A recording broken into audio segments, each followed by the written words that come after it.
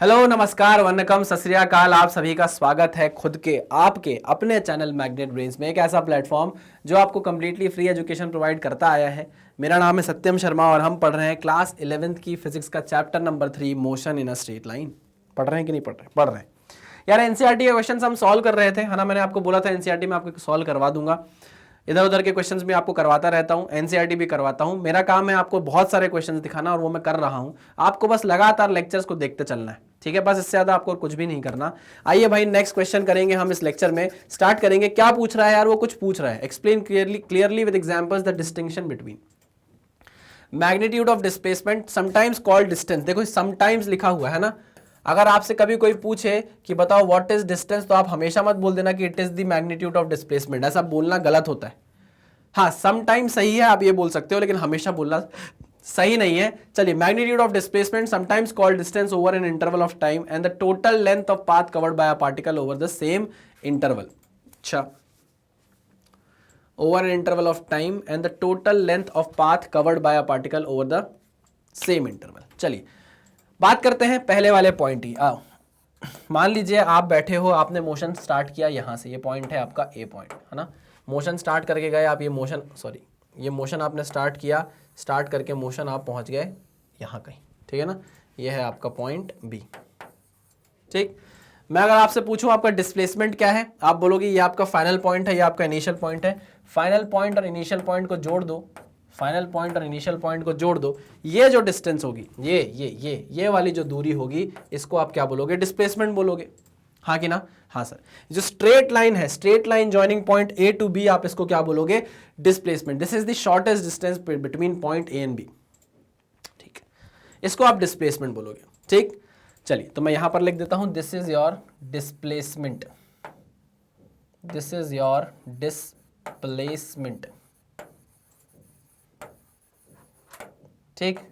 अब हम करेंगे क्या? अब हम देखेंगे ये जो हमारे पास यहां से लेके हम चलते गए और यहां तक पहुंचे, क्या यही हमारे पाथ को भी डिफाइन कर रहा है? इस पाथ को फॉलो करते हुए पहुंचे हैं हम पॉइंट बी तक। हाँ सर, इस पाथ को फॉलो करते हुए पहुंचे हैं। तो क्या हम बोल सकते हैं कि this is nothing but path length? This is nothing but path length, है ना। बोल सकता हूं कि नहीं? पाथ लेंथ, ये हमारे पाथ की लेंथ है। क्लियर बात है? हाँ सर। अगर हम बात करें पाथ लेंथ और डिस्प्लेसमेंट की, आप मुझे बता सकते हो क्या कि पाथ लेंथ ज्यादा बड़ा होगा या डिस्प्लेसमेंट? तो आप बोलोगे सर बहुत ही ऑब्वियस सी बात आपने पूछ ली है, बहुत ही ज्यादा ऑब्वियस है कि पाथ लेंथ जो है ना सर, वो बड़ा होगा। पाथ लेंथ जो है वो बड़ा होगा किससे? हमारे डिस्प्लेसमेंट से, ठीक।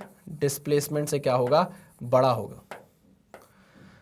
क्या हमेशा बड़ा होगा? हमेशा बड़ा होगा। अगर आप स्ट्रेट लाइन मोशन भी देख लो, मान लो ये स्ट्रेट लाइन मोशन है, पॉइंट ए है, पॉइंट ए से आपने चलना चालू किया, आप पॉइंट बी तक गए और पॉइंट बी तक नहीं गए, पॉइंट बी ये है आपका। आप ए से यहां तक गए और ए से मुड़कर आप यहां पर आ गए और ये आपका पॉइंट बी है। तो अब आप देखो इस केस में आपका डिस्प्लेसमेंट क्या होगा? This is your displacement, this is your displacement. But अगर आपसे पूछा जाए कि बताओ पाथ लेंथ क्या है, तो आप बोलोगे पाथ लेंथ ये पूरी है, यहां से लेके जो आप बी तक आए हो ये पाथ लेंथ है। तो इस केस में जब आप स्ट्रेट लाइन मोशन कर रहे हो तब भी आप देख रहे हो कि आपका पाथ लेंथ क्या आ रहा है? डिस्प्लेसमेंट से ज्यादा ही आ रहा है। और पाथ लेंथ को ही आप क्या बोलते हो भाई? डिस्टेंस बोलते हो। पाथ की लेंथ को ही आप क्या बोल देते हो? डिस्टेंस बोलते हो। टाइम के साथ हमेशा बढ़ती है। तो इस केस में भी आप देख सकते हो path length is always greater than displacement. क्या कभी बराबर हो सकता है? हाँ, इस केस में भी बात कर लेते हैं, है ना। आइए इसको बने रहने देता हूं। यहां पूछता हूं मैं आपसे, ये पॉइंट ए था, यहां से आपने चलना चालू किया, आप यहां पहुंच गए। This is straight line motion, direction change नहीं हो रही है। नो, यहां पर डायरेक्शन चेंज हो रही है, यहां डायरेक्शन चेंज हो रही है, यहां पे direction is not changing, direction is not changing, direction is not changing. Straight line motion है and direction is not changing, straight line motion है and direction is not changing. तो आप बोल सकते हो इस केस के लिए कि पाथ लेंथ और डिस्प्लेसमेंट क्या है? बराबर है। इस केस के लिए आप क्या बोल सकते हो? Path length is equal to displacement. ये बोलना कब पॉसिबल है? जब आपकी बॉडी, आपका पार्टिकल स्ट्रेट लाइन मोशन में हो और अपनी डायरेक्शन चेंज ना करे, ठीक है ना। तीनों ही केस में हमने ये देखा कि या तो पाथ लेंथ बड़ा है डिस्प्लेसमेंट से या फिर पाथ लेंथ बराबर है डिस्प्लेसमेंट के, तो हम एक अपना कंक्लूडिंग स्टेटमेंट दे रहे हैं। क्या स्टेटमेंट है कि path length is always greater than और equal to displacement. Path length is always greater than और इक्वल टू डिस्प्लेसमेंट। ये हमारा कंक्लूडिंग स्टेटमेंट आ गया। ठीक है, सेकंड पॉइंट देखते हैं, magnitude of average velocity over an interval of time and the average speed over the same interval. ठीक, आगे पढ़ते हैं, show in both A and B that the second quantity is either greater than और equal to the first. यानी कि आप ये show करो कि एवरेज स्पीड और total length of path covered ये ज्यादा है किससे? Total length of path covered ज्यादा है मैग्नीट्यूड ऑफ मतलब डिस्प्लेसमेंट से, और आपकी एवरेज स्पीड जो ज्यादा है, एवरेज स्पीड जो है वो किससे ज्यादा है? एवरेज वेलोसिटी से। समझ गया? क्या शो करना है? शो ये करना है कि आपकी पाथ लेंथ डिस्प्लेसमेंट से हमेशा ज्यादा होती है, शो करो, कर दिया। आपकी एवरेज स्पीड हमेशा एवरेज वेलोसिटी से ज्यादा होती है, ये शो करो, ये भी कर देंगे, और बस बता दो कि ऐसा हमेशा ही होना है। चलिए आइए बात करते हैं। ये पहले पॉइंट से हमने कंक्लूडिंग स्टेटमेंट दे दिया, path length is always greater than और इक्वल टू डिस्प्लेसमेंट। चलो इसको मैं मिटाता हूं, आप इसको नोट डाउन कर लो अगर आपको देखने की जरूरत है। वैसे हम इन सब की बात कर चुके हैं जब हम पढ़ रहे थे अपने पुराने लेक्चर्स में। चलिए मैं इसको हटाता हूं यहां से। अब भाई सिंपल सी बात क्या है? सिंपल सी बात ये है कि जब आपने ये बोल दिया कि path length is always greater than displacement and equal to displacement और इक्वल टू डिस्प्लेसमेंट, आपको पता है एवरेज स्पीड जो होती है, एवरेज स्पीड जो होती है वो क्या होती है? Average speed is path length, total path length, total distance या total path length divided by total time.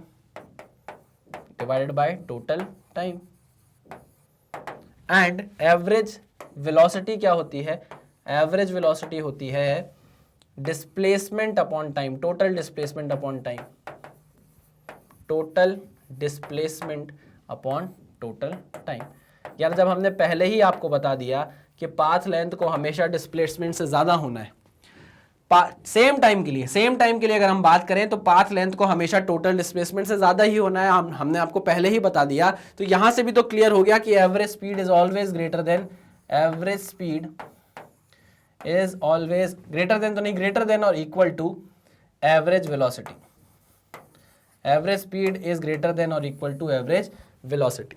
Equal to कब होगी? जब आपका मोशन सेम डायरेक्शन में हो, एक ही डायरेक्शन में हो, मोशन डायरेक्शन अपनी चेंज ना करे, स्ट्रेट लाइन मोशन हो, डायरेक्शन चेंज ना करे, तब आपकी एवरेज स्पीड किसके बराबर हो जाती है? एवरेज वेलोसिटी के बराबर हो जाती है। क्लियर है? पक्का 100%? हाँ सर।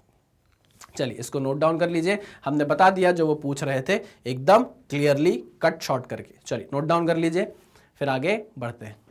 आ जाओ, बहुत आसान था, कुछ भी नहीं था। अगर आप चाहते तो इस क्वेश्चन को खुद भी सॉल्व कर सकते थे, क्योंकि हमने पुराने लेक्चर्स में इनको डिस्कस कर लिया है। आ जाओ भाई नेक्स्ट क्वेश्चन की बात करेंगे। अब मैन वॉक्स, अरे यार कितना मैन वॉक कर रहा है इनका, भाई घर ही नहीं पहुंचते, इतना वॉक करते हैं इन लोग, हैं। चलिए भाई, यार ये चीज़ बहुत अच्छी है, क्यों? लेकिन अगर आप मतलब हम पढ़ते हैं तो हम इधर उधर के क्वेश्चन भी कर लेते हैं, हम एनसीईआरटी भी सॉल्व कर लेते हैं, तो हमारे पास एक अपर एज है। आपके ऊपर पता है क्या काम है? आपको बस एनसीईआरटी की जो सॉल्व एग्जाम्पल्स है ना, वो बस सॉल्व कर लेना है, वो कर लो। एनसीईआरटी के क्वेश्चंस कर लो, मैं जो पढ़ा रहा हूं उसको पढ़ लो, आप बहुत अच्छी पोजीशन में पाओगे खुद को। और अगर आपको लगता है कि नहीं सर और हमको पढ़ना है, तो आप बिल्कुल कोई एक बुक रेफर कर सकते हो जिससे आप क्वेश्चंस करो, आपको क्वेश्चंस बनेंगे, धीरे धीरे बनेंगे। नहीं समझ में आता है, नहीं बन रहे हैं, तो भाई क्वेश्चन का सोल्यूशन देखो, सोल्यूशन देखकर समझो कि ये चीज आपने कहीं पढ़ी है क्या, है ना। सोल्यूशन देखकर आप ये पता लगाओ कि ये कौन से थ्योरेटिकल पार्ट में है, इसकी थ्योरी कहाँ है, उस थ्योरी को फिर से पढ़ो और उसको मजबूत करो, और फिर वापस क्वेश्चन पर आ जाओ। ऐसे करोगे ना धीरे धीरे, तो धीरे धीरे करके आप क्या बन जाओगे? एकदम मास्टर बन जाओगे, है ना।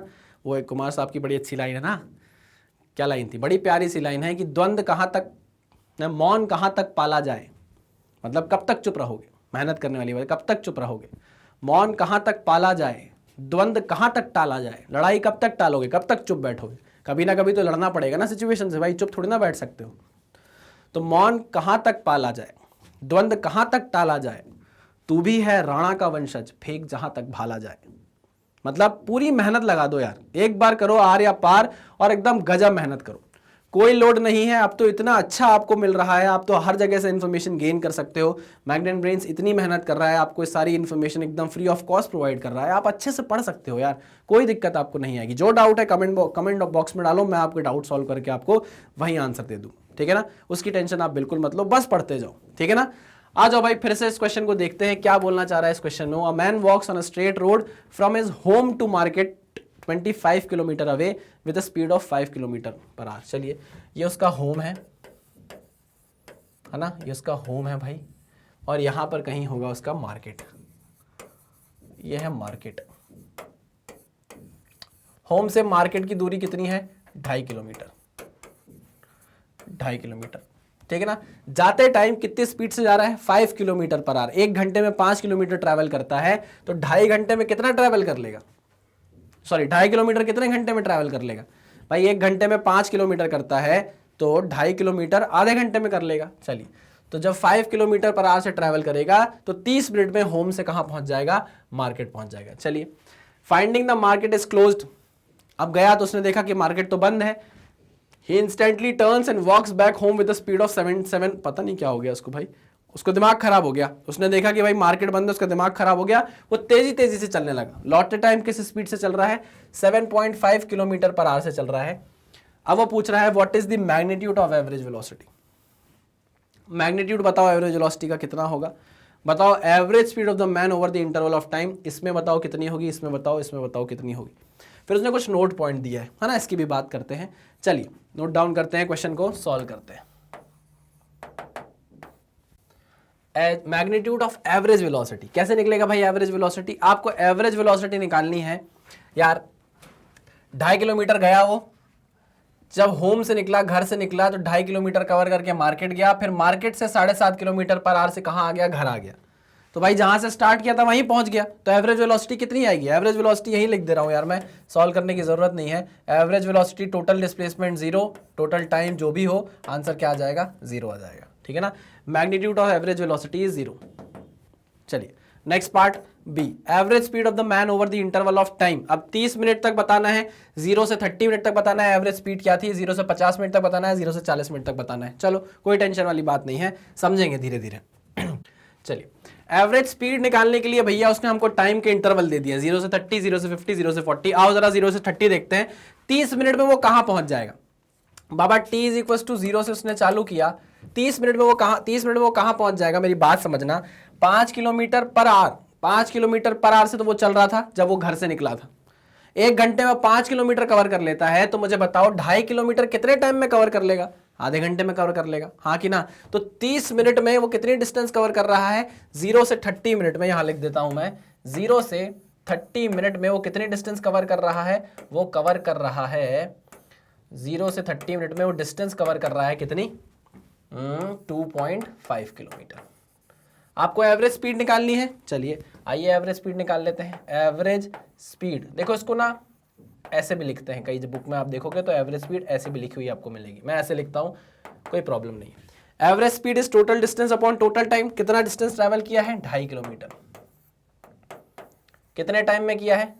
0 से 30 मिनट में किया। इसको आर में चेंज कर लें, 30 डिवाइडेड बाय 60 कितना बन जाएगा? आधा घंटा, हाफ एन आवर, ठीक है ना, ये हाफ एन आवर हो जाएगा। तो एवरेज स्पीड कितनी आ गई? घूम के ऊपर चला जाएगा, 5 किलोमीटर पर आवर की एवरेज स्पीड आ गई है, ठीक है ना। चलो, 5 किलोमीटर पर आवर की एवरेज स्पीड आ गई। चलिए, 0 से 30 मिनट के इंटरवल में अब जरा बात करते हैं 0 से 50 मिनट के इंटरवल में। 0 से 50 मिनट के इंटरवल में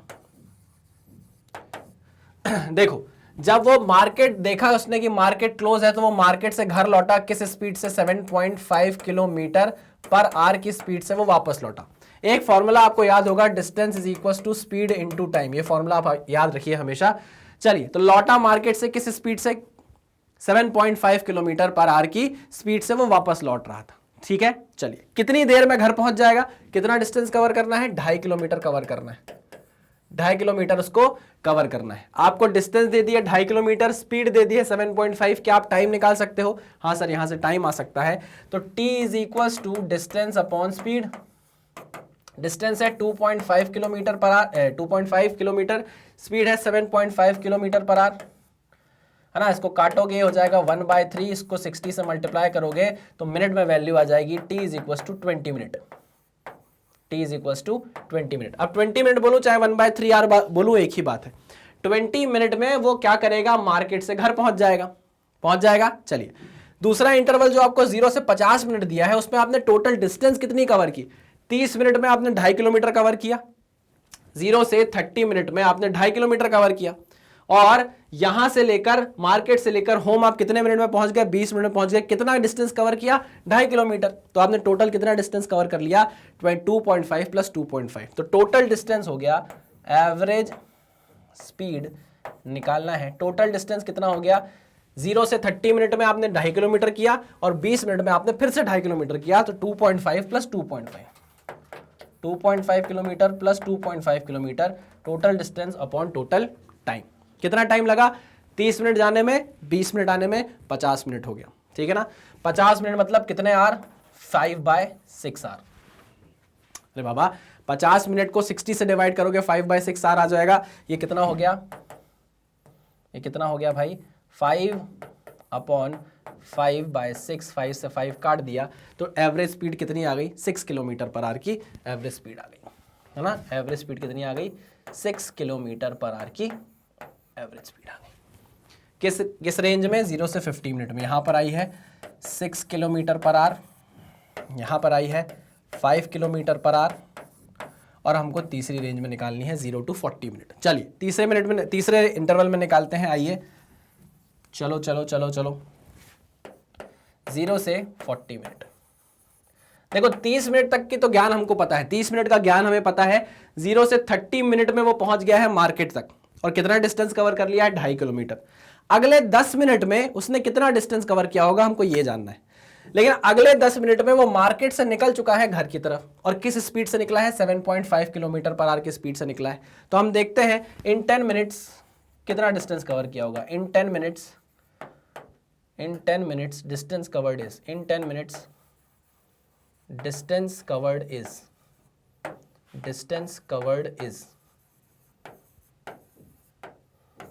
चलिए 7.5 किलोमीटर पर आवर से चल रहे हो, तो हम पता कर सकते हैं d is equal to speed into time. Time है मिनट में, इसको चेंज कर लिया आवर्स में। ये कितना हो गया, 10 से कट गया 10, 15 पना 75, 15 चौको 60, है ना, 60। ठीक है ना। चलिए तो डिस्टेंस हो गया 5 कितना डिस्टेंस हो गया भाई, 5/4 किलोमीटर। क्लियर है, 5/4 किलोमीटर। आप 2.5 किलोमीटर चल गए 30 मिनट में, और अगले 10 मिनट में आप कितना चल गए, 5/4 किलोमीटर चल गए। कोई प्रॉब्लम नहीं सर, कोई प्रॉब्लम नहीं है। तो हम बोल सकते हैं total distance in 40 minute, total distance in 40 minutes. 40 minute में कितना डिस्टेंस कवर किया आपने, 30 मिनट में 2.5 किलोमीटर, 10 मिनट में 5/4 किलोमीटर। तो हम बोल सकते हैं 2.5 किलोमीटर, या बोल सकते हैं इसको 5/2 किलोमीटर प्लस 5/4 किलोमीटर।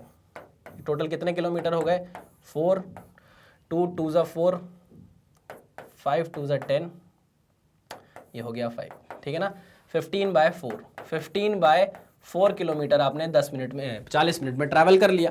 अब आप क्या निकाल लो, इससे एवरेज स्पीड निकाल लो। Total distance is 15/4 kilometre and total time is 40 minutes. Clear है। चलिए इसको सॉल्व करता हूं, यहां मिटाता हूं इसको और आगे सॉल्व करता हूं।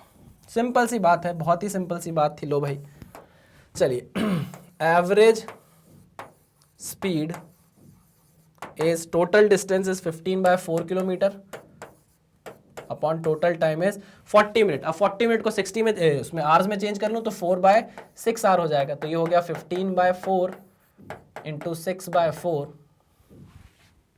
15/4 इंटू 6/4, ये 2 2 ज़ा 4 हो गया, 2 3 ज़ा 6 हो गया, और क्या हो जाए 15 3 45 यानी 8। Average speed is 45/8 kilometre per our. Clear है। चलिए तो इस रेंज में आपकी एवरेज स्पीड कितनी आ गई, 45/8 किलोमीटर पर आवर। ठीक है, क्लियर है। बस सिंपल सा क्वेश्चन था। अब देखिए उसने नोट कितना फनी नोट लिखा हुआ है। You will appreciate from this exercise why it is better to define average speed as total path length divided by time. आप हमेशा एवरेज स्पीड को कैसे बताओ, जो टोटल लेंथ कवर हुई है, जो टोटल पाथ लेंथ कवर हुई है divided by total time. And not as magnitude of average velocity. मैंने आपको बोला ना, एवरेज वेलोसिटी या average speed of average velocity का मैग्नीट्यूड मत बताया करो, क्योंकि अगर एवरेज वेलोसिटी आपकी 0 आ गई तो आप बोलोगे इसका ही मैग्नीट्यूड एवरेज स्पीड है, तो आप बोल दोगे लो भाई एवरेज स्पीड भी 0 हो गई। अब कोई इंसान थका आ रहा आया है कहीं से घूम फिर के, मार्केट वार्केट से घूम के घर आ गया और आपने उसको बोला, वो हाफ रहा है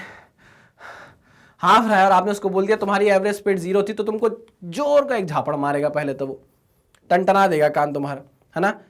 इतनी मेहनत करके वो आया, घूम कर आया, और तुम उसको बोलो कि भाई तुम्हारी एवरेज स्पीड 0 थी, तो वो गलत है। इसलिए ना भाई, एवरेज वेलोसिटी कभी मोशन को पूरी तरीके से डिफाइन नहीं कर पाती, हमको एवरेज स्पीड देखना पड़ता है। आई बात समझ में? चलिए इसको नोट डाउन कर लीजिए, फिर हम आगे बढ़ते हैं। चलिए आगे बढ़ते हैं, नेक्स्ट क्वेश्चन पर चलते हैं। इसको करता हूं मैं इरेज। बताओ नेक्स्ट क्वेश्चन क्या है। नेक्स्ट क्वेश्चन, अरे यार ये बहुत फुस्सी फुद्दू क्वेश्चन है, बहुत ही फुस्सी बम वाला क्वेश्चन है ना। इस क्वेश्चन को आप कर लेना, हमने पढ़ा है यार, इन सारी चीज़ों को हमने अपने लेक्चर्स में कवर किया है। यहाँ फिर से इन चीज़ों के बारे में बात करके हम अपना टाइम ही वेस्ट कर रहे हैं, और कुछ भी नहीं। आप करना, आप क्वेश्चन पढ़ना, आपको कुछ भी ऐसे इसमें दिक्कत नहीं आने वाली है। नेक्स्ट क्वेश्चन पर चलते हैं। हाँ ये क्वेश्चन है बढ़िया। Look at the graphs A to D carefully and state with reasons which of these can not possibly represent one dimensional motion of a particle. आ जाओ, पहला ग्राफ आपको दिख रहा होगा, चलिए आइए पहले ग्राफ की बात करते हैं। यह है आपका XT ग्राफ, ठीक है ना, पोजीशन टाइम ग्राफ है। आप बताइए मुझे इस टाइम पर, इस एक टाइम मान लो ये T1 टाइम है, रेड कलर कर लेता हूं इसको, ये टाइम T1 है। अरे यार क्या है ये, चलो दिमाग खराब कर, गुस्सा आ जाता है मुझे बहुत तेज फिर ऐसे में। ये है T1 टाइम। अब आप देखो T1 टाइम पर ये पोजीशन भी है, T1 टाइम पर आप देखो ये भी पोजीशन है, और T1 टाइम पर देखो ये भी पोजीशन है।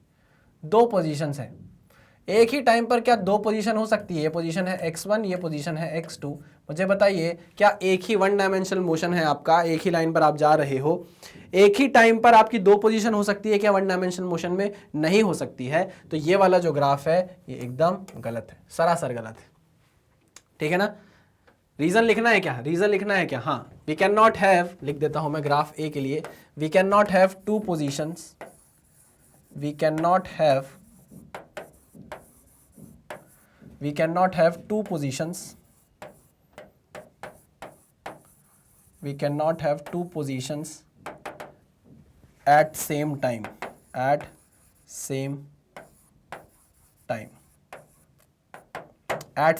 ठीक है ना। ये पहले ग्राफ का रीजन है, इसलिए हमारा ग्राफ पहला पॉसिबल नहीं हो सकता। दूसरे ग्राफ को देखते हैं। दूसरा ग्राफ है आपका VT ग्राफ।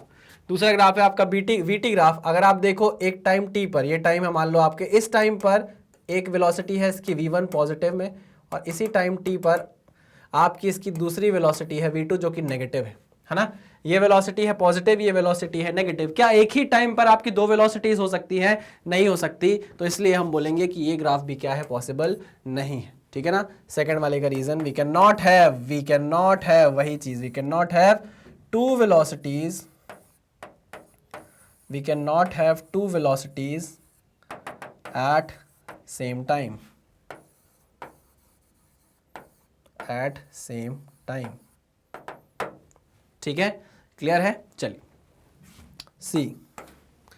सी ग्राफ, सी वाला ग्राफ देखेंगे। ये आपका स्पीड टाइम ग्राफ है। यार ये स्पीड टाइम अगर ग्राफ है तो ये नेगेटिव में कैसे आ गया? ये तो नेगेटिव रीजन है। ये क्या है? Negative reason. ये कैसे आ गया नेगेटिव में? ये नेगेटिव में कैसे जा रहा है? जा सकता है क्या? नहीं जा सकता। तो ये जब ग्राफ नेगेटिव में जा रहा है, स्पीड कभी भी नेगेटिव नहीं हो सकती, तो ये ग्राफ भी पॉसिबल नहीं है। इसका रीजन हम लिख देते हैं, speed can never be negative, speed can never be negative, speed can never be negative, speed कभी भी नेगेटिव नहीं हो सकती। डी वाला और ग्राफ देख लेते हैं। डी वाला ग्राफ है टोटल पाथ लेंथ और टाइम के साथ। तो भाई एक बात बताओ, टाइम के साथ तो पाथ लेंथ हमेशा बढ़ती है ना। ये क्या है? ये क्या है? ये तो कम हो रही है। टाइम बढ़ रहा है और पाथ लेंथ कम हो रही है, ऐसा कभी हो ही नहीं सकता। इसलिए हम बोल देते हैं भाई ये वाला ग्राफ भी पॉसिबल नहीं है। Path length can never decrease with time, path length can never decrease with time, path length can never decrease with time, can never decrease with time. Clear है? हाँ सर, एकदम क्लियर है। है ना। 4 graph थे, चारों ग्राफ हमने एकदम में सॉर्ट कर लिए, कोई दिक्कत नहीं आई, एक बार सॉर्ट आउट कर लिया हमने सारी चीजों को कि भाई हमने जो जो पढ़ा है वो ये सारी चीजें हैं ना, मतलब ये हमने देखा है ना पहले कभी। हाँ सर देखा है, आपने पहले भी हमको बताया था, याद करो मैं आपको जब ग्राफ्स पढ़ा रहा था तो एक इंपॉर्टेंट पॉइंट्स मैंने आपको पढ़ाया था, और इंपॉर्टेंट पॉइंट्स में मैंने आपसे डिस्कस किया था कि किस टाइप के ग्राफ्स पॉसिबल नहीं होते, आप ध्यान रखना, आपको दिख सकते हैं। देखो दिख गए, एनसीईआरटी में दिख गए, आपको समझ में आ गया कौन कौन से ग्राफ पॉसिबल नहीं हो सकते और क्यों नहीं हो सकते, उसके पीछे का रीजन भी आप समझ गए। ठीक है, चलिए भाई इसको भी नोट डाउन कर लीजिए, फिर नेक्स्ट क्वेश्चन पर मूव करते हैं। चलिए नेक्स्ट क्वेश्चन पर चलते हैं, देखते हैं नेक्स्ट क्वेश्चन में हमारे लिए क्या सरप्राइज है, कुछ बेहतरीन चीज आने वाली है कि नहीं, आइए देखते हैं। नेक्स्ट क्वेश्चन में है XT graph, position time graph plot of one dimensional motion of a particle. Is it correct to say from the graph that the particle moves in a straight line for t is less than 0, for t less than 0? t less than 0 मतलब यहाँ की बात हो रही है, t greater than 0 यानी यहाँ की बात हो रही है। ठीक है ना, ये पूछ रहा है कि क्या ये कहना सही होगा ग्राफ से देखकर कि t लेस देन 0 के लिए पार्टिकल स्ट्रेट लाइन में मोशन कर रहा है और t ग्रेटर देन 0 के लिए पार्टिकल पैराबोलिक पाथ में मोशन कर रहा है, क्या ये कहना सही होगा? नहीं, बिल्कुल भी कहना सही नहीं होगा। मैं आंसर लिखता हूं इसका, कड़ी निंदा करता हूं मैं इस क्वेश्चन की, सॉल्यूशन में लिखता हूं, मैं इस क्वेश्चन की कड़ी निंदा करता हूं। कड़ी निंदा क्या मतलब है इसका?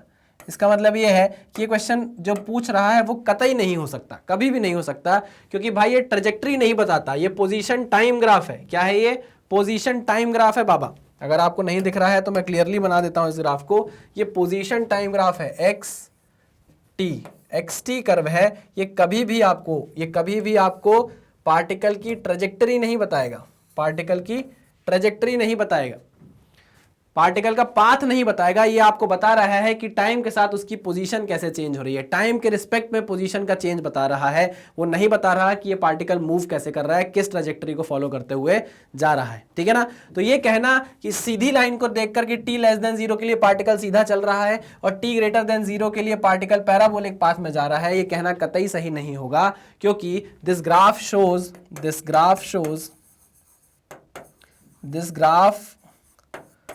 shows position of particle with respect to time, position of a particle with respect to time,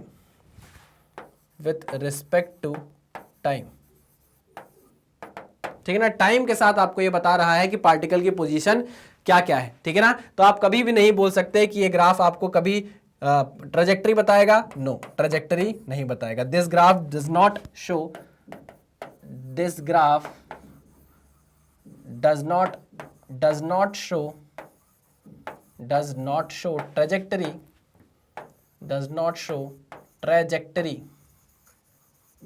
trajectory of the particle, trajectory of the particle। Clear है, पक्की बात है। चलिए ये हमको समझ में आ गया कि चाहे t ग्रेटर देन 0 के लिए पूछो, चाहे t लेस देन 0 के लिए पूछो, कभी भी आपको ये बताएगा नहीं कि किस पाथ को, कैसे पाथ को फॉलो करते हुए आपका पार्टिकल जा रहा है। वो बस आपको हर टाइम पर पोजीशन बता सकता है क्या है। ठीक है ना, पोजीशन जहां जहां है उसकी, जैसे t इज इक्वल टू ये पोजीशन थी, t इज इक्वल टू पर ये पोजीशन थी, यहां पर ये पोजीशन थी, आप इसको प्लॉट करके ग्राफ बना सकते हो, लेकिन ये बोलना कि वो पैराबोलिक पाथ को फॉलो करते हुए गया है, नहीं, ये कहना सही नहीं है। याद करो जब हमने वन डायमेंशनल मोशन पढ़ा था, तो हमने ये जाना था कि ये सारे ग्राफ जो बनते हैं, भले ही पैराबोलिक बन रहे हैं या नहीं बन रहे हैं, सब स्ट्रेट लाइन मोशन को डिफाइन करते हैं। किसको डिफाइन करते हैं? स्ट्रेट लाइन मोशन को डिफाइन करते हैं। मतलब कोई मिलाकर कैसा मोशन होगा, आप ये समझना, कोशिश करना, मैं आपको समझाने की कोशिश कर रहा हूं। देखो यहां पर आप देखो, अगर हम बात करें t is equal to this point की, हम इस टाइम पर ये देख रहे हैं, तो यहां आप देखो वेलोसिटी कैसे निकलेगी, स्लोप ऑफ XT ग्राफ से, आपको वेलोसिटी मिलती है। ठीक है ना, चलिए यहां पर आपने जब स्लोप डाला तो आपने देखा स्लोप बढ़ गया है, यहां आपने स्लोप डाला तो स्लोप और बढ़ रहा है। तो आप देखो टाइम के साथ हर टाइम पर क्या हो रहा है, स्लोप की वैल्यू बढ़ रही है।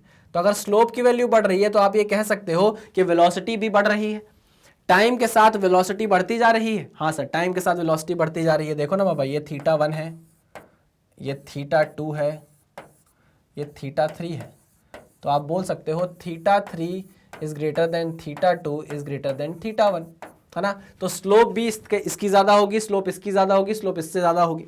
सबसे ज्यादा स्लोप होगी θ3 पे, फिर स्लोप होगी θ2 पे, फिर स्लोप होगी θ1 पर। तो अगर लगातार वेलोसिटी बढ़ती जा रही है तो क्या आप बोल सकते हो कि यहाँ एक्सेलरेशन होगा? बिल्कुल है, कांस्टेंट एक्सेलरेशन होगा। याद करो जब हमने पढ़ा था कि आपका पैराबोला का मुंह ऊपर रहेगा एक्सटी ग्राफ में, तो आप समझ जाना आपका एक्सेलरेशन पॉजिटिव है।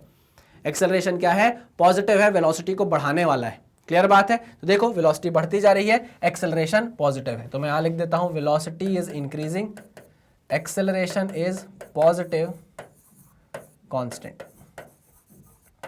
Acceleration is positive constant. Velocity भी पॉजिटिव ही है क्योंकि स्लोप कैसा है? Positive. Velocity is positive increasing. Clear है? चलिए इतना हमको समझ में आ गया। तो आप जरा देखते हैं कि ये मोशन हो कैसा रहा होगा। देखो पहले ही उसने क्लियर कर दिया है कि मोशन कैसा है, one dimensional motion of a particle. तो बाबा जब one dimensional motion of a particle है तो पैराबोलिक पाथ कैसे हो गया? पाथ पैराबोलिक हो सकता है? नहीं बाबा, ये देखो हमने चलना चालू किया, हमने पता किया भाई t1 टाइम पर उसके पास जो वेलोसिटी है वो v1 है, ठीक है ना। t2 टाइम पर उसकी जो वेलोसिटी है वो v2 है and v2 is greater then v1। ये बात आप समझ गए? समझ गए कि नहीं समझ गए? यहां पर उसके पास जो मोशन है, उसके पास एक्सेलरेशन है a का, जो कि कांस्टेंट है। क्लियर है? तो t1 टाइम पर आप x1 डिस्टेंस कवर करोगे, t2 टाइम पर आप x2 डिस्टेंस कवर कर लोगे, t3 टाइम पर आप x3 कवर कर लोगे, और ये सब डिस्टेंसेस सेम नहीं रहेंगी क्योंकि एक्सेलरेशन है बॉडी के पास, और बॉडी स्ट्रेट लाइन मोशन करती जाएगी, स्ट्रेट लाइन मोशन करती जाएगी, ठीक है ना। तो एक्चुअल में ये है मोशन, ऐसे पार्टिकल एक लाइन में आगे बढ़ता जाएगा, बट अगर आप उसका पोजीशन टाइम ग्राफ बनाओगे तो वो पैराबोलिक आ जाएगा। क्या आ जाएगा? पैराबोलिक आ जाएगा। क्लियर बात है? पक्की बात है? तो ये बोलना कि पोजीशन टाइम ग्राफ से आप कभी भी ट्रेजेक्टरी बता पाओगे किसी पार्टिकल की, तो ये सही नहीं है। ये सिर्फ आपको अलग अलग टाइम पर बता रहा है पोजीशन क्या है। यहाँ पर x1 है, यहाँ पर x2 है, यहाँ पर x3 है, ऐसे करके वो पोजीशन बता रहा है। ये नहीं बता रहा कि किस पाथ को फॉलो करते हुए आपका पार्टिकल गया है, उसकी ट्रेजेक्टरी क्या है। क्लियर बात? 100% समझ में आया? चलिए अब वो पूछ रहा है suggest a suitable physical context for this graph. देखो अगर हम किसी बॉल को पकड़ें, किसी हाइट पर ले जाएं और हाइट से फेंक दें, इनिशियल वेलोसिटी कुछ दे दें बॉल को और किसी हाइट से फेंक दें, तो क्या होगा? इनिशियल वेलोसिटी उसकी जीरो नहीं रहेगी, है ना। तो आप ग्राफ में भी देखो, यहाँ पर आप स्लोप डाल सकते हो, स्लोप की कुछ वैल्यू है, तो यहाँ initial velocity is not equal to zero. Initial velocity is not equal to zero and constantly velocity क्या कर रही है? इंक्रीज कर रही है। ठीक है, पक्की बात है? हाँ। तो अगर आप किसी बॉल को ले जाओ हाइट पर किसी टावर के, वहां से फेंक दो तेजी से, तो इनिशियल वेलोसिटी जीरो नहीं है, और फिर लगातार उसकी वेलोसिटी क्या करती जाएगी? बढ़ती जाएगी। ठीक है ना। ये एक फिजिकल कंटेक्स्ट हो गया जिसके बारे में मैंने आपसे बात कर ली। पक्का? 100% क्लियर है? चलिए भाई, ये हो गया एक और हमारा क्वेश्चन। कड़ी निंदा मैंने इसकी क्यों की? क्योंकि ये क्वेश्चन फंसाने वाला है। अगर वो पूछ लेता कि क्या एक्सटी ग्राफ देखकर आप ये बता पाते हो कि पार्टिकल आपका पैराबोलिक पाथ से होता हुआ जा रहा है, आपका जो पार्टिकल है वैसे पैराबोलिक पाथ से होता हुआ जा रहा है, अगर आपसे पूछता है क्वेश्चन ऐसा है क्या, तो आप बोलोगे नहीं, कड़ी निंदा करता हूं इस बात की, मैं गलत पूछ रहे हो आप, गलत सवाल ही गलत है ना। इसलिए हमने इस क्वेश्चन को अच्छे से डिस्कस कर लिया है। पक्का? चलिए भाई, इसको नोट डाउन कर लीजिए। चलिए, इस लेक्चर में हम इतने ही क्वेश्चन करते हैं। हमारे पास शायद थोड़े क्वेश्चन और बचे हुए हैं, नेक्स्ट लेक्चर को हम स्टार्ट करेंगे, उसमें बचे हुए क्वेश्चंस को डिस्कस करेंगे। इस लेक्चर में इतना ही पढ़ेंगे। चलिए, तब तक सावधान रहिए, आप पढ़ते रहिए, मेहनत करते रहिए। मिलते हैं नेक्स्ट लेक्चर में। Thank you very much.